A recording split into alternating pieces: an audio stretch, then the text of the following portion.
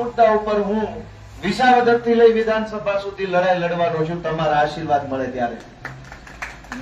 હામા પક્ષે કોઈ મુદ્દો નથી. અત્યાર સુધી તો માણા નહોતો, માણ કોઈ અડધી રાતે ચડ્યો 12 વાગે. આની ભાઈ માણા નહોતો, રાતના અંધારામાં લઈ આવ્યા. અંધારામાં કોણ આવે? રાતના અંધારામાં કોણ આવે? સોરા.